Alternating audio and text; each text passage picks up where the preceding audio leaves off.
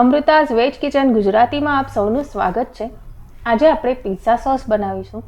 ઘરે બનાવીશું એટલે હેલ્ધી છે, કેમિકલ ફ્રી છે, પ્રિઝર્વેટિવ વગરનો છે અને ઘરે બનાવીશું તો પણ 1 મહિનો તમે ફ્રીજમાં તેને સ્ટોર કરી શકો છો।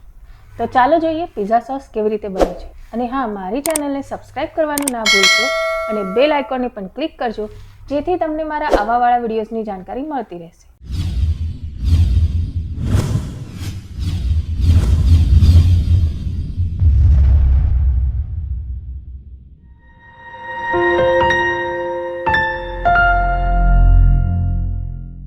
પિઝા સોસ બનાવવા માટે આપણે લઈશું ટામેટાં, 1.5 કિલો ટામેટાં છે, કાળા મરી, pizza seasoning, oregano, chilli flakes, 2 મોટી ડુંગળી છે ઝીણી સમારેલી, 1 મોટી ચમચી વિનેગર, 2 મોટા ચમચા લસણને એકદમ ઝીણું સમારી લીધું છે, 1 મોટો ચમચો ટોમેટો સોસ અને મીઠું સ્વાદ મુજબ। સૌ પ્રથમ આપણે ટામેટાને બાફી લઈશું, તો તે માટે મેં અહીંયા પાણી ઉકળવા મૂક્યું છે।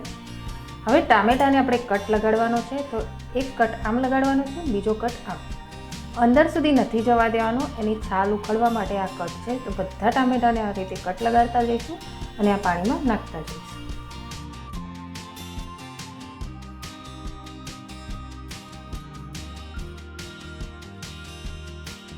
ટામેટાને આપણે ધીમા તાપે ચડવા દઈશું।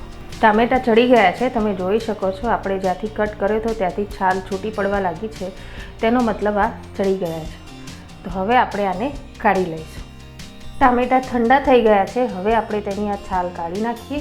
તમે જોઈ શકો છો છાલ એકદમ આસાનીથી નીકળી જાય છે અને ટામેટા છુંદાઈ નથી ગયા। તો આ જ રીતે ટામેટાને ચડવવાના છે સોસ માટે। આ રીતે બધા જ ટામેટા આપણે સોલી લઈશું।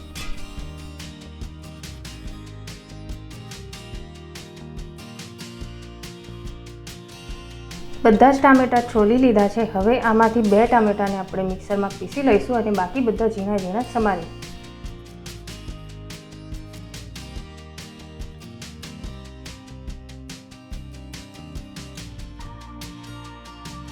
ટામેટાને સમારી લીધા અને તેની પેસ્ટ પણ બનાવી લીધી। હવે આપણે સોસ બનાવીએ। કઢાઈમાં આપણે ઓલિવ ઓઇલ નાખીશું। પિઝા સોસ ખાસ કરીને ઓલિવ ઓઇલમાં બનાવવામાં આવે છે અને એનો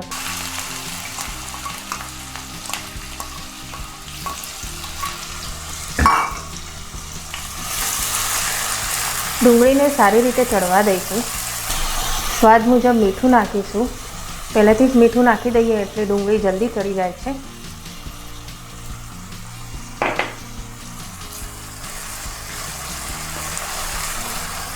હવે ડુંગળીને સતત હલાવતા રહીને ચડવા દઈશું।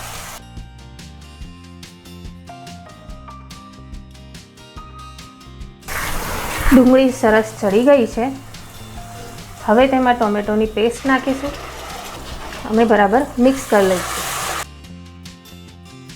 હવે તેમાં લસણ નાખીશું, ચીલી ફ્લેક્સ, પિઝા સિઝનિંગ બધું જ 2-2 ચમચી નાખવાનું છે, ઓરેગાનો, કાશ્મીરી લાલ મરચું કલર આવવા માટે નાખવાનું છે। આની જગ્યાએ તમે પેપ્રિકા પણ નાખી શકો છો, પણ પેપ્રિકા બધી જગ્યાએ અવેલેબલ નથી હોતું એટલે આપણે કાશ્મીરી લાલ મરચું નાખીશું અને બરાબર મિક્સ કરી લઈશું।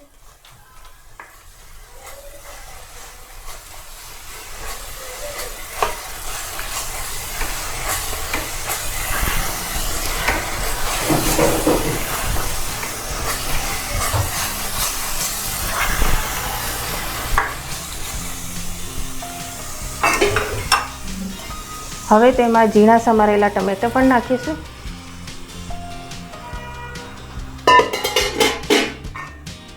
આ બધાને બરાબર મિક્સ કરી લઈશું।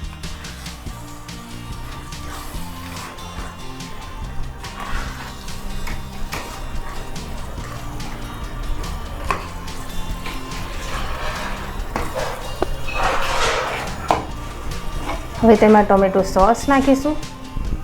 આ ઓપ્શનલ છે, તમારે ના નાખવો હોય તો સ્કીપ કરી શકો છો, તેની જગ્યાએ ખાંડ નાખી શકો છો।